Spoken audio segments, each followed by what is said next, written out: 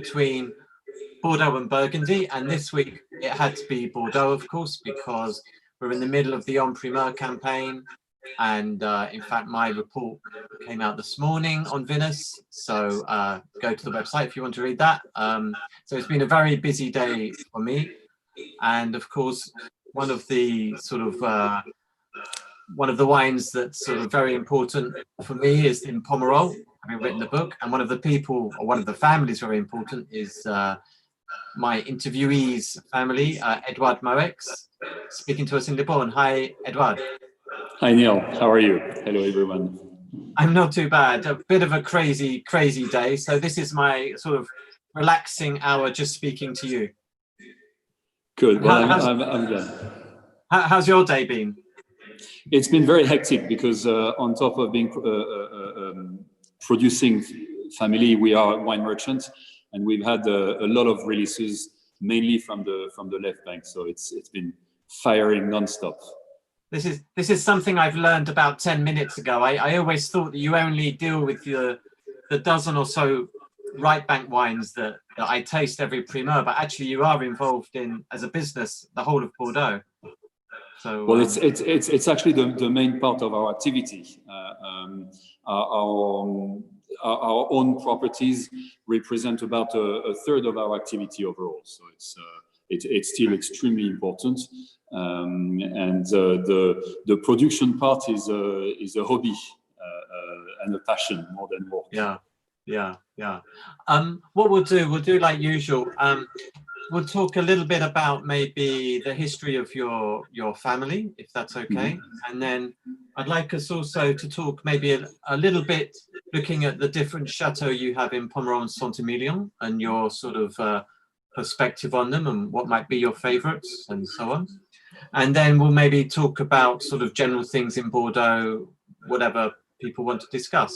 As usual, people can ask questions if they want to during this interview. And if people do have questions, please ask them at the beginning of the interview so that I can feed them into our conversation. So, Edouard, can you explain for us the Moueix family? Let's go right back to the beginning. How did the Moueix family come into Pomerol? So we are from an area in France called Corrèze, which is in the very center of France, at the very end of the Dordogne River, so east from where we are now. And there has always been very strong links between Corrèze and Bordeaux, and especially Libourne, where we are. So Libourne could be the capital of the right bank. And so when my great-grandparents, after the 1929 crisis, had to leave their region because of poverty, they moved along with other members of their family who had moved here earlier to this area because their activity would not be too far away from what they were doing at home, being walking the soils, and in this case it was vines more than managing forests and fields. So they moved here and they settled in a small property in Saint-Emilion called Chateau which is now a Saint-Emilion Grand Cru Classé, managed by my cousin. It's just been sold. And my grandfather, therefore, spent the second part of his childhood in this region, learning about the wine and developing his sense of taste and understanding of the quality of the terroir. And I think that was the most important point, because very quickly, as a young man, he started to go and try to sell the wines from his parents, and then the neighbors, and then other producers. Like many Corréziens, he was selling in the northern part of France, he was selling in Belgium. And then he decided in 1937, so very quickly, he was born in 1913. So he decided in 1937 to start his own company named after him, so Établissement Jean-Pierre Moueix, which is the company I'm running with my father today. and specializing in the wines from the right bank.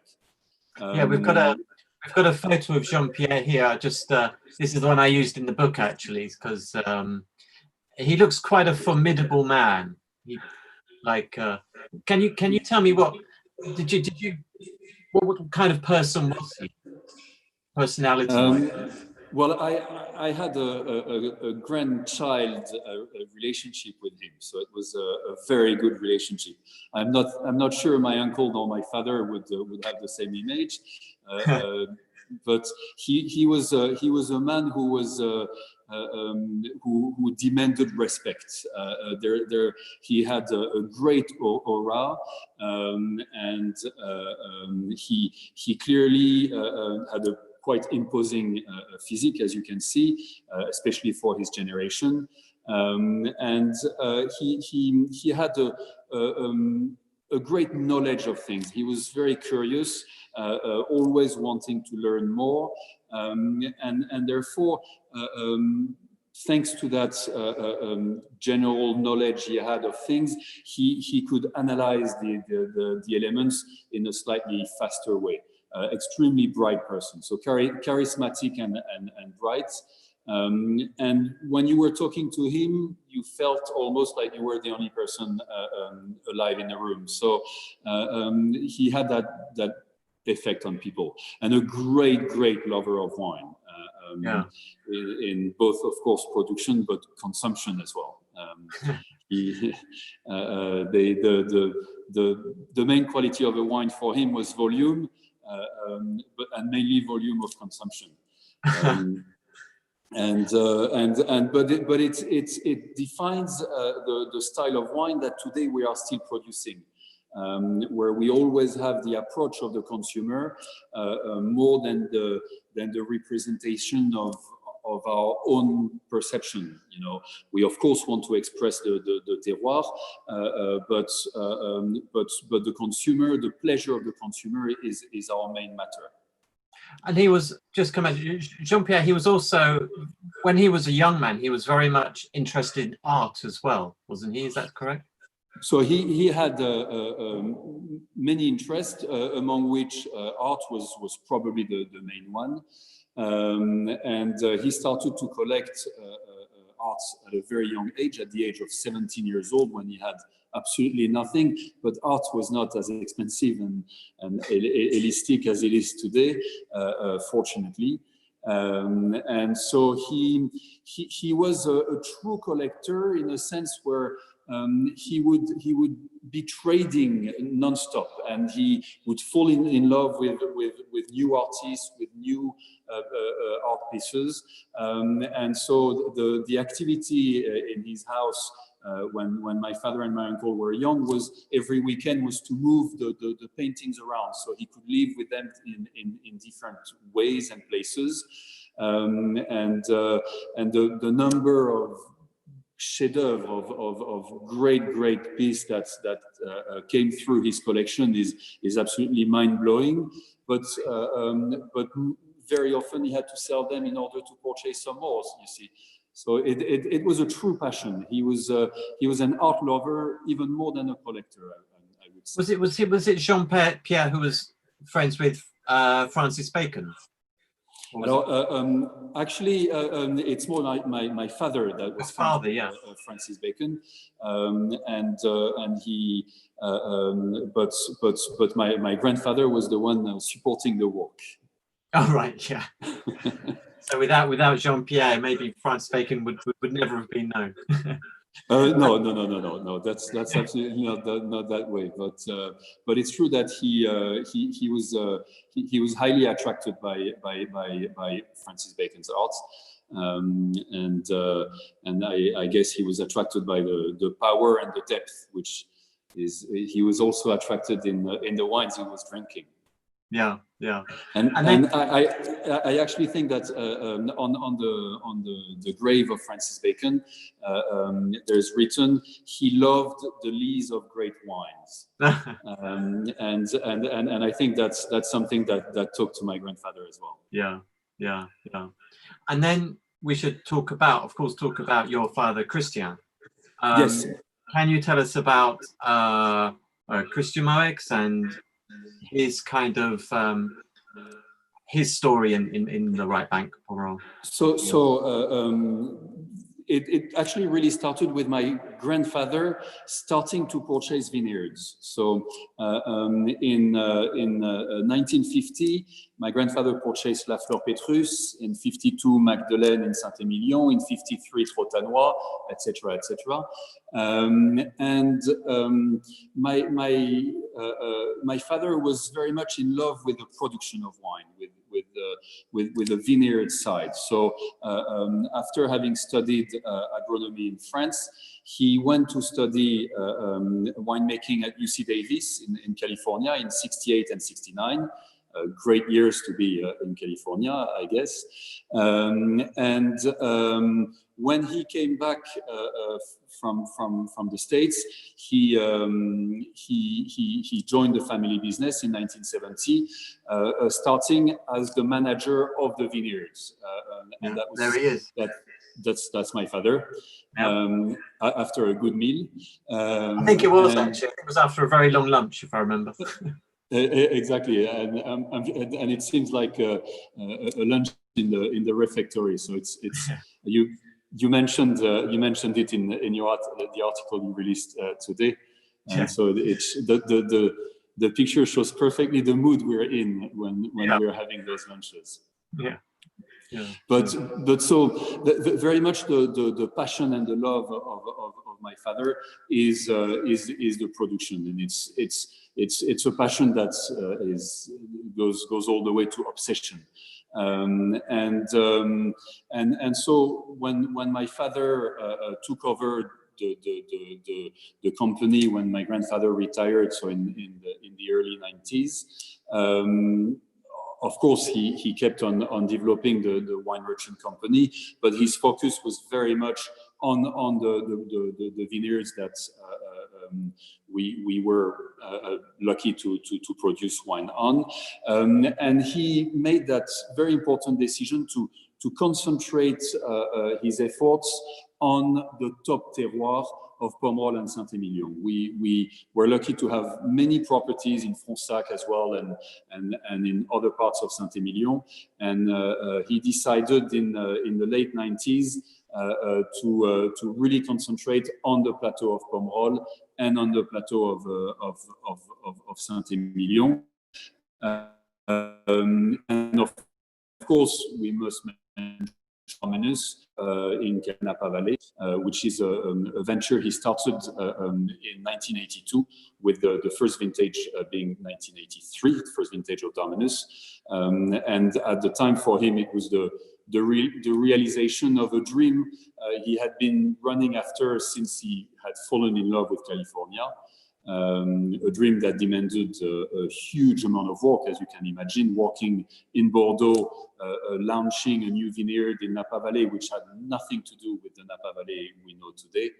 And that demanded an even higher level of passion.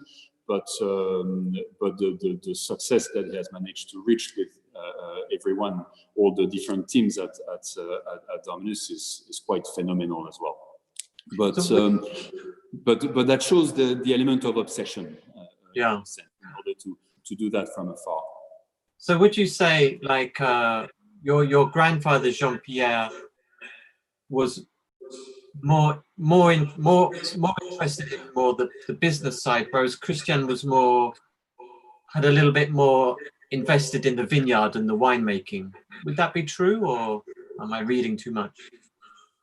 No. Yes, my grandfather was very much the builder of a commercial company, with, of course, the production part, which was key, but mainly because he had understood earlier than others the great potential of Pomerol. Because, of course, as I said, 1950 La Fleur Pétrus, 1953 Trotanois and Lagrange, 52 Magdeleine.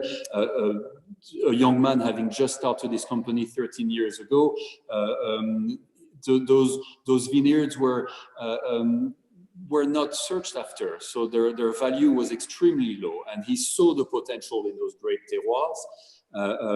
And he as well understood the importance of controlling the production in order to fully serve the consumer. But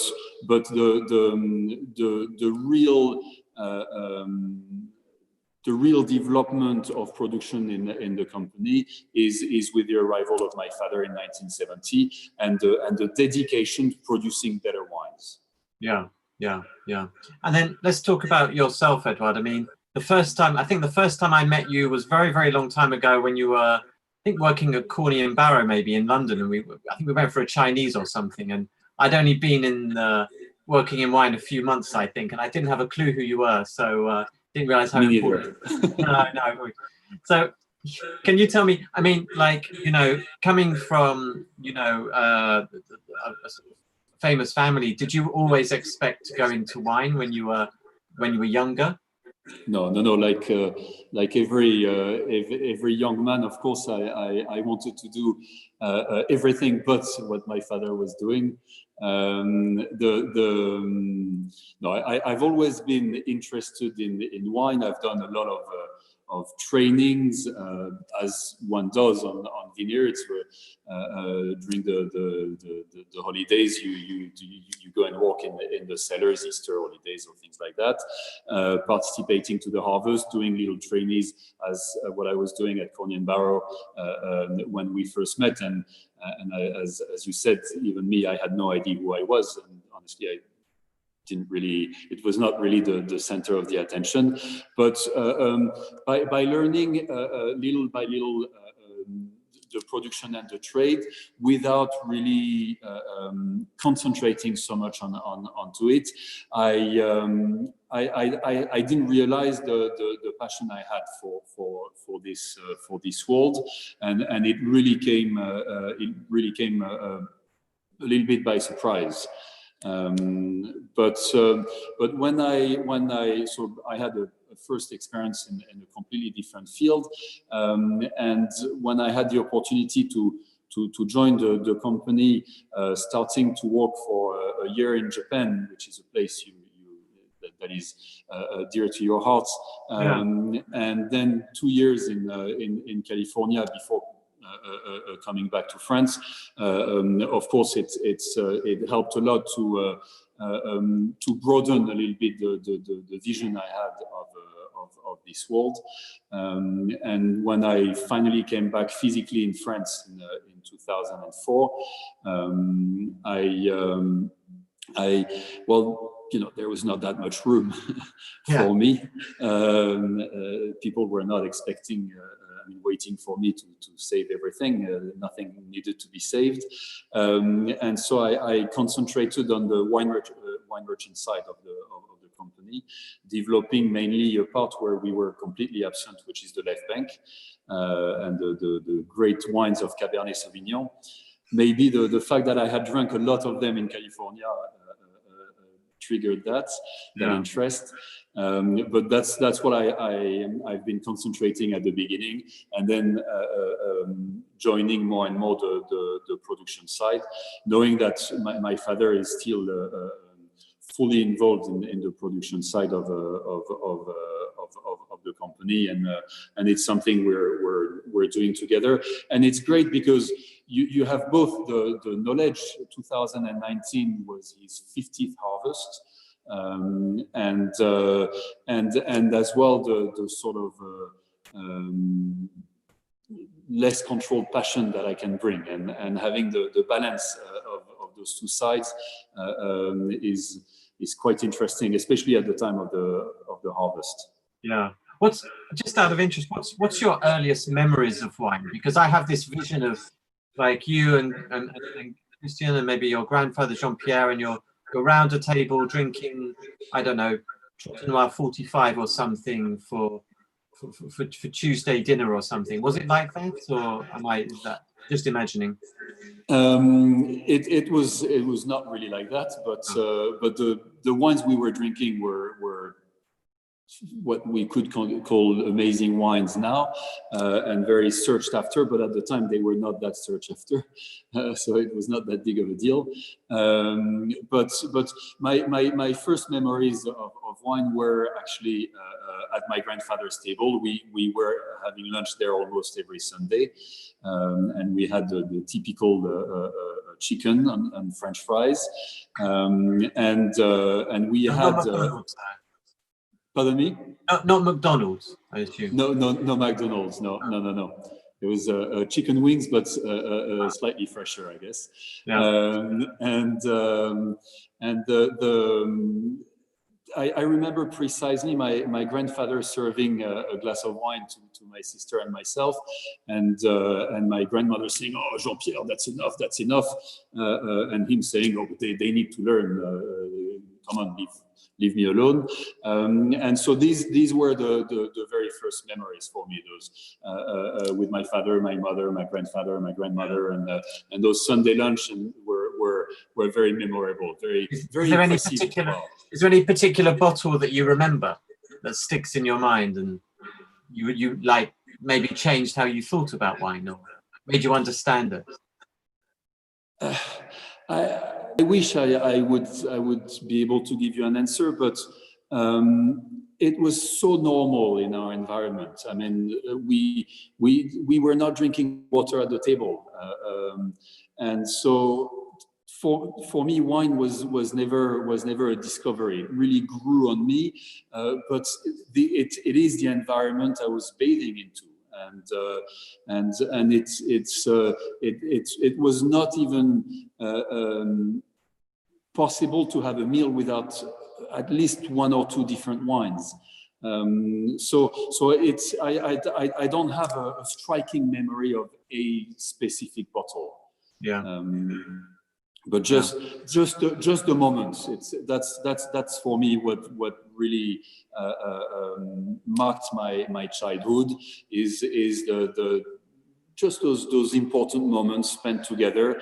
I'm sure they were meals with tension between the parents and grandparents and etc. But again, as a grandchild, I was not feeling those tensions and just enjoying those very specific meals. Yes. Yeah. Let's just move now. Like, I want to talk a little bit about the chateau that your family own. Not all of them, but I want to talk through some of the ones that maybe you feel are what's the word, most passionate about. Let's put it that way. So let's say Trotanoy. Yes. Tell me about Trotanoy. Oh, Trotanoy, it's one of those unique properties. What is amazing in Pomerol is that all the vineyards, and you know that very well, and better than so many with your book, but it's a patchwork of very specific terroirs and locations, and Trotanoy is one of them. It would be extremely difficult to increase the size of Trotanoy without changing slightly its style. So Trotanoy, it's that blend of amazing gravel sitting on top of very thick clay. And it always has the tendency to produce wines which are very deep, very muscular, sometimes a little shy. They don't want to show much. They hide behind a shell, but that shell will, with age, will get more and more complex. And funnily enough, my grandfather always said that Trotanoy was the wine that women like the most. And I was always very troubled by that because there's nothing feminine about that wine. We usually talk about a feminine wine in Saint-Emilion. It's much more elegant. Where Trotanoy, there's no elegancy. It's complex, it's deep, it's dark, it's muscular. But with age, it becomes much more elegant, much more suave, velvety, and it's almost like a caress. And this is really the style of the wine. So the name comes from trop d'ennui because the soils are very hard to plow. I think there's a little hint of trop tannique as well, because there's always a lot of tannins in this wine. And our obsession is to control the tannins at the time of the vinification, just to get the right amount, but not too much, because otherwise the balance can be broken very easily. But how much? Sorry, I was yes. going to say, how you were saying about the tannins. How much age does let's say, a good bottle of Chateau Noir need? How long would you sell a good vintage for? For me, 15 years is for a great vintage like 2005, for example. We're just starting to serve them. The 2005, I actually served it on Saturday night just as a preparation for our interview, and I decanted the wine. I decanted the wine a good 2.5 hours before, and it was still very, very deep. So that's that tiny little vineyard. The drawing was done by my wife. That's right. So as you can see, it's a very simple vineyard. There's literally 5 parcels, and the Grand Vin is produced by Les Argiles, Le Hangar, and L'Entrée Gauche. We have a second wine that's called Espérance. We hope one day it will be in Trotanois, and La Piscine and Entrée Droite go into Espérance. La Marinette is just starting to produce again this year, after having been fallowed for 7 years. So it's been a long time since we haven't seen La Marinette in Trotanois, and I can't wait to see the result. But it's a very simple vineyard with a very, very specific character, and therefore whatever we can do, we can try to mellow a little bit the style of the wine, especially in their youth, because as you mentioned this morning, it's a wine that's really needed a lot of aging before, where we've been trying to help the wine be a little more charming in its youth. But the deep character of the wine, there's nothing we can do about it. Yeah, I remember when your wife drew this map, and I was getting all the Pomerol chateau owners were drawing these really terrible maps, like not very good at all. Unfortunately, including your father. And I thought that's not really good. And then I think he suggested, ask Edouard's wife to draw one. And she drew a map, and she drew 2 or 3 of these, and they were so good. The editor said, can she draw all the maps in the book? I'm not sure if that's going to happen, but it is a really lovely map. Well, one thing I wanted to ask you, while we're looking at the map, we can see like it says 90% Merlot, 10% Cabernet Franc. But we've talked about this before. You're not such a big advocate for Cabernet Franc or Boucher, as it's known in Pomerol, as other winemakers are in Pomerol. Is that something fair to say, or? Well, not like other people are. The reality is there's very few places in the world where we can have Merlots of the level of the Merlots in Pomerol. And for me, that's really what defines the identity of Pomerol, and Saint-Emilion also in a sense. So when we're lucky to have great Cabernet Franc, which is the case at La Fleur Pétrus and at Hosanna, I'm very happy to include them. When we don't have great Cabernet Franc, we shouldn't feel obliged to include them into the blend, just because that's what people expect. And for Trotanois, the Cabernet Franc that were planted right between Entrée Gauche and Entrée Droite were pulled out finally last year. And honestly, they were not of a quality that the vineyard deserved them to be at. And at the same time, we have replanted them. We have replanted some on the little part which is on the right of La Marinette, across the street from Entrée Droite. And I have a lot of hopes in those Cabernet Franc, because they come from a Massal selection that was done on the old Cabernet Franc of La Fleur Pétrus and the old Cabernet Franc of Hosanna. And we already have a very good result with that Massal selection at Bel-Air-Monange in Saint-Emilion. And I'm very excited to see the result at Trotanois.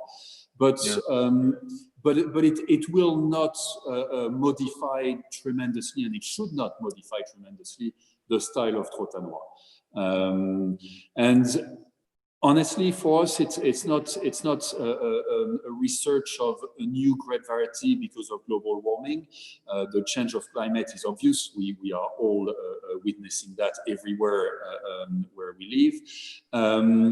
But in order to look for potential other grape varieties, we actually have planted Petit Verdot at La Fleur Pétrus. That is a grape variety that is new and might bring other interesting elements with the global warming. But Cabernet Franc, it's very much a style. And when you don't have the right Cabernet Franc, you should not force yourself to use them. And that was the case at Trotanois. I mean, that was the case generally in Pomerol, was that with Cabernet Franc, it was difficult to find good clones, wasn't it? Like, and that's why exactly. a lot of people for many years didn't want to plant Cabernet Franc. And when they started doing, like you said, like a selection Massal to get good, good clones, good roots, then you're more willing to plant it. Exactly, and that's very much what's happening with us. Ozana is a vineyard my father purchased in '99, or the first vintage was '99. It was called Certan-Giraud before that, and we found some very old Cabernet Franc on the property that we have learned to understand, to tame in a sense, or they tamed us, and then, having identified the right individuals, then we could develop the Massal selection. Same thing for La Fleur Pétrus. These are older Cabernet Franc that came from a plot that we purchased from Chateau, and that was in 2011, so very recent. And we have done a Massal selection on those very old Cabernet Franc, and we're extremely happy with the result.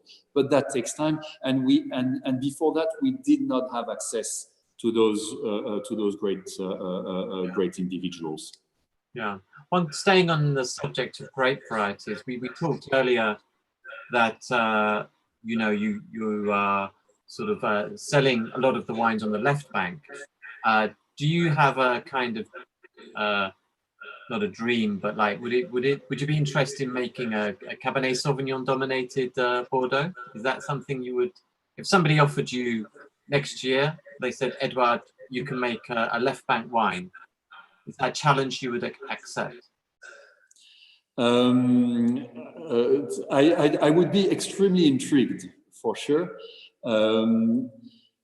It would be very difficult because it would be mainly based on blending, and therefore you don't really understand and control the vineyard, and that's the most important part of production. The blending, it's a very small part of it, and everything happens in the vineyards, and that would take years. But in a sort of totally dreamy situation, yes, of course, I would love to be able to understand a little better some of the great terroir of the left bank on the production side.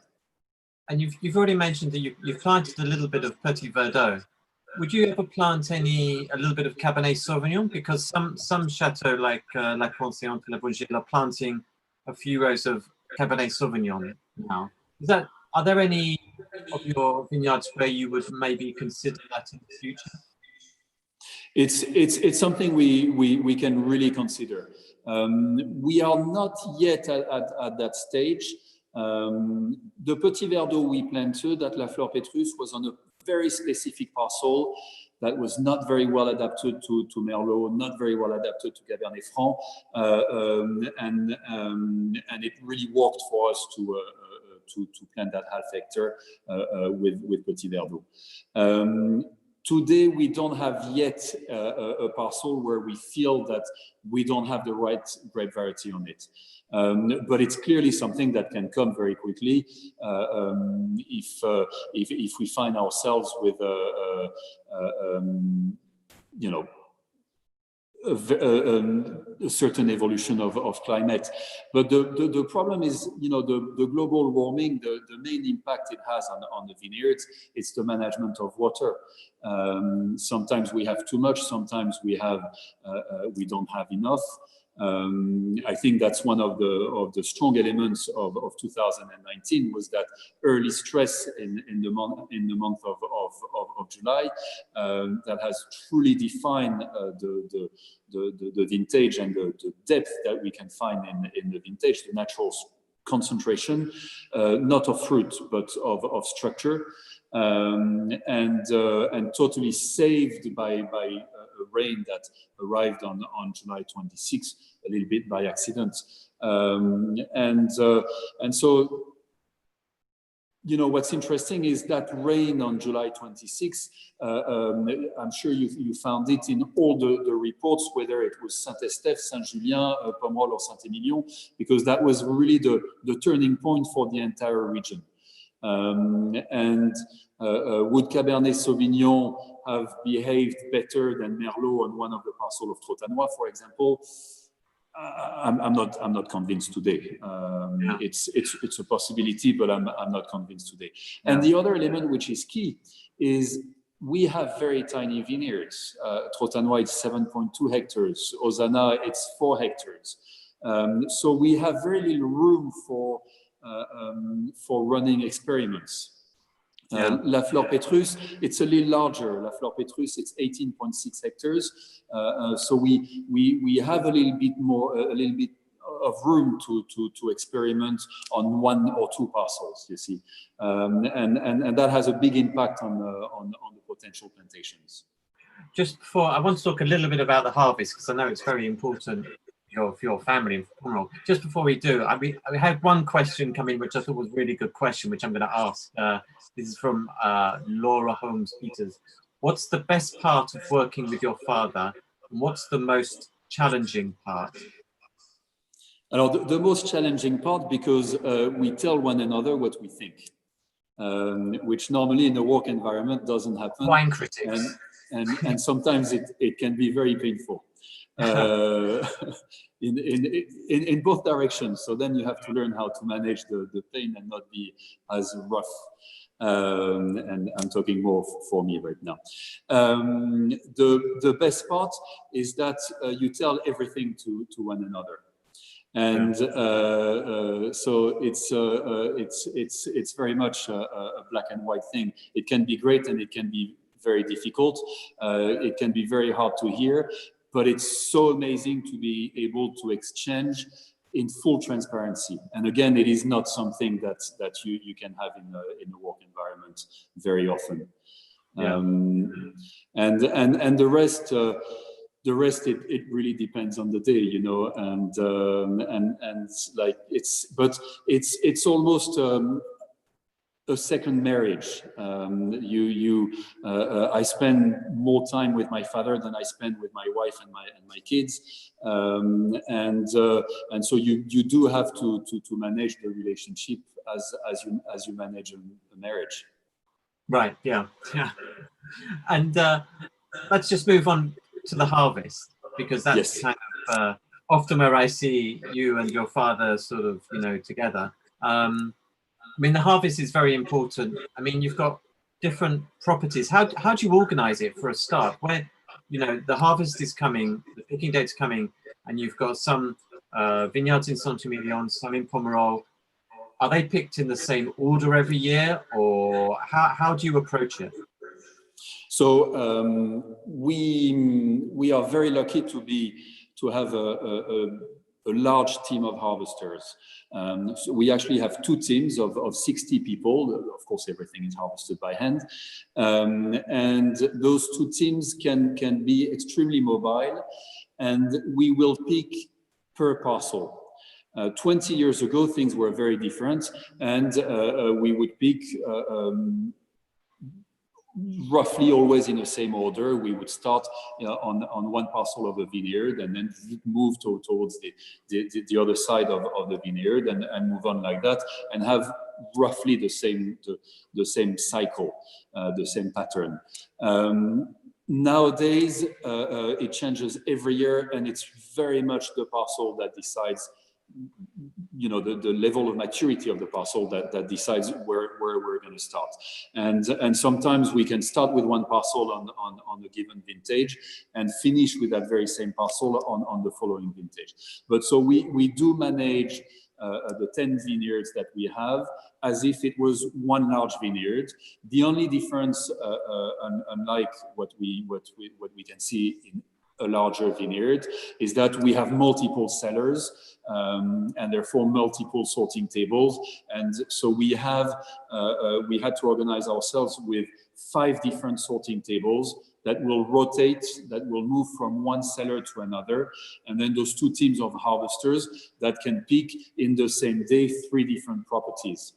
But that has been very useful as well. And sorry to mention your comments of Trotanois this morning, but you mentioned that we harvested Trotanois in one day in 2019. And it's something that we could have done because we had that very powerful team of harvesters. And this year in 19, we slightly adapted the way we harvested. You came when at the very beginning of the harvest, when the weather was not that great. We had a few days with sort of average weather. And before those few days, we harvested the parcels from the Plateau of Pomerol that were ready in our mind.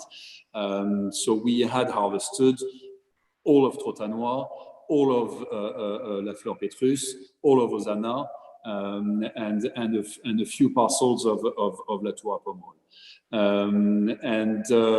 And we did that working extremely hard.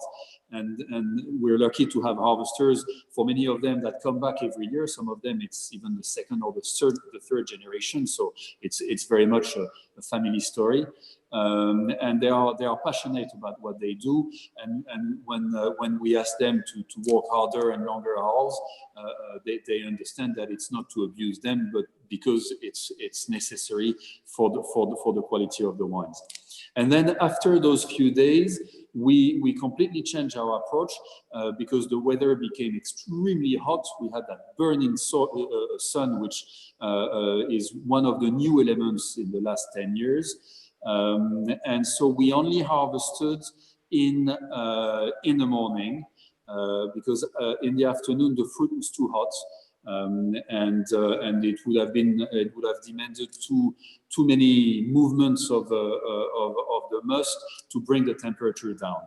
And thanks to that, we managed to control a little bit the fruit that was coming in, and then we could really wait for the parcels, which were not the main parcels, as you understood, but the parcels that were remaining to reach a full level of maturity.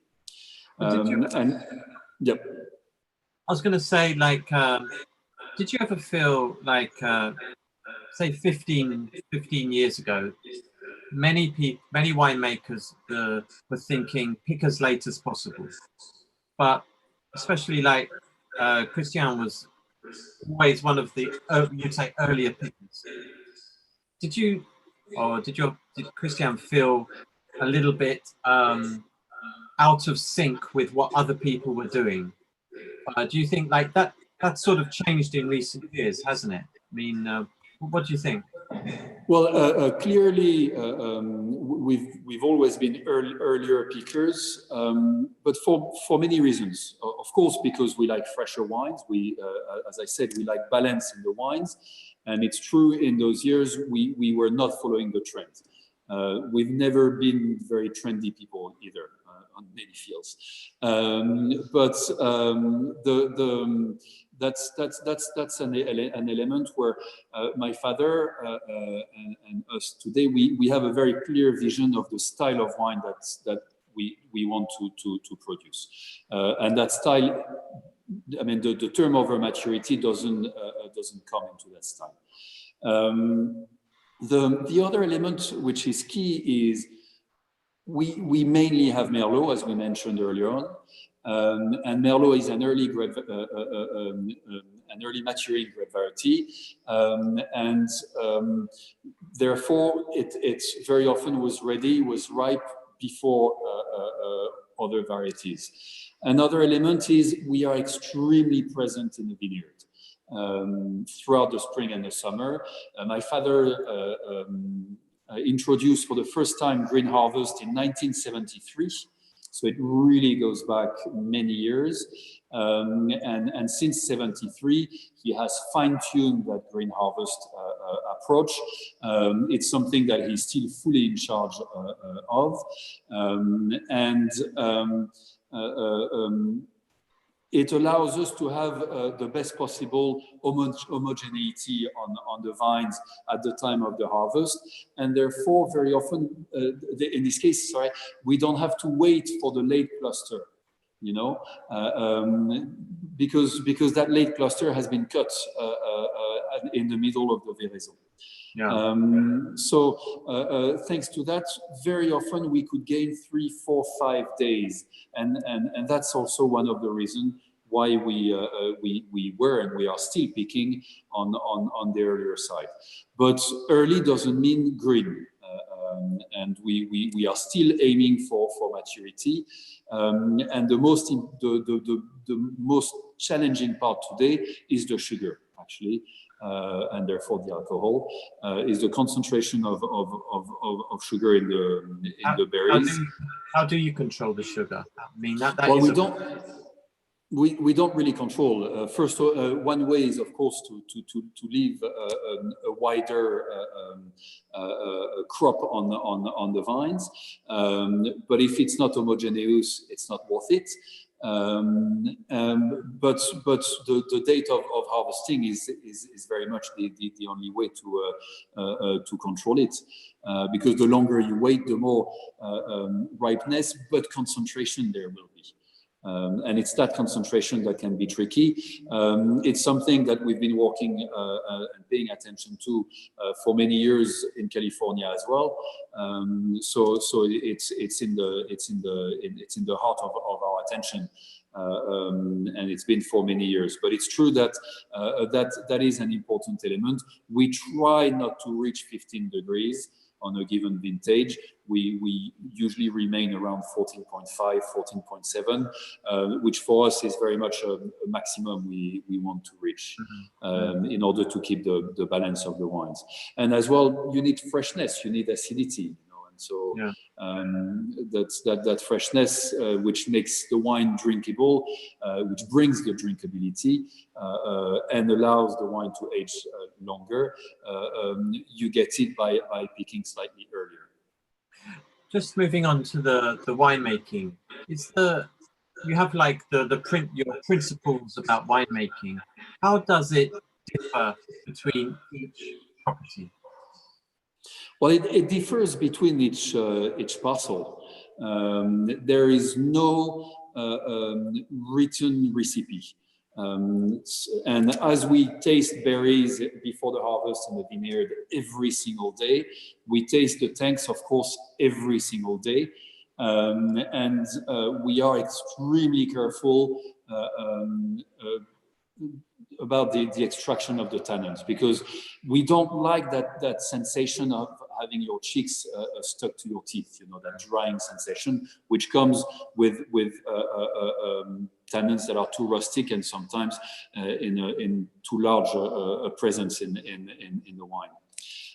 So for us, we tend to drain a tank after 22 days, which is very early. Many people go all the way to 45 days. We are very careful about that. So, for example, just say in terms of extraction, is there a chateau where you always have to extract more, or is there a chateau that you have to extract less generally? So extract less we go back to Trotanois. We have to be very cautious. Oh, that's a very boring drink you have.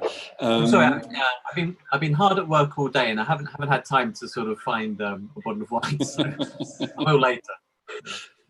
The Trotanois, as I said before, we have to be careful about the amount of tannin. So we pay a lot of attention.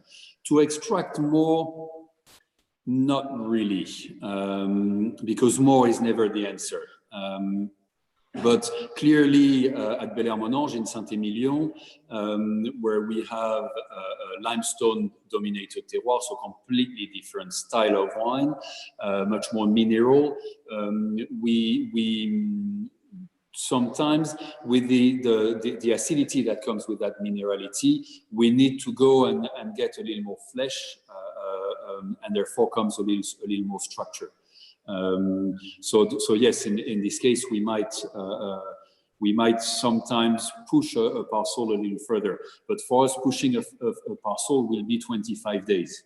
And not further than that. Then we lose our nerves. Yeah. Just we have one question came in from Rockefeller. Hosanna, is that, he said, Hosanna is it vinified at La Fleur Petrus? Alors, Hosanna is vinified in a small property, which actually was in a small building that used to be called Guillot. And Guillot was integrated into La Fleur Petrus in 2012. And so the building was then dedicated to Hosanna. But it's true that the house of La Fleur Petrus originally was purchased to vinify Hosanna, because we had a building project with Herzog and de Morn, very good friends of my father, who built Dominus, and that project was refused by the village of Pomerol, and so we needed a place to vinify and age the wine, and so my father then looked at the neighboring property that was called Chateau La Providence, and which later became La Fleur Petrus. So that building is now La Fleur Petrus. And Hosanna is a tiny little property that honestly we don't visit. It's very basic, but it's very convenient.